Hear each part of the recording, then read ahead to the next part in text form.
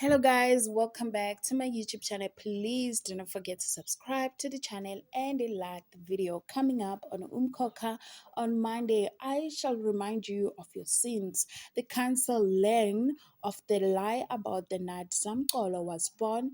To the sounds of blaring horns, the chickens come home to roost. The elephant in the room haunts Gapsile and Lwazi. On Tuesday, the chickens come home to roost.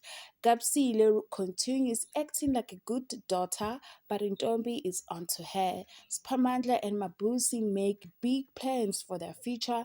Ndlovu ridicules the councilman a threat. On Wednesday, the torment of horns. Just as Nomkosi is tormented by the horns, she suddenly has to deal with the consequences of her actions. Mtembu interferes and brings someone back home. On Thursday, who reigns? The Mtembus find out Ndlovu was behind Kulekana's rebellion. Manzimande turns dark. Kapsila's heart is broken into a million pieces. On Friday, help me, an evil Makoti cast aside all pride, kneels in front of Siphamandla begging for salvation. Ndlovu believes he is the next Mkhululi, but Manzimande has other ideas.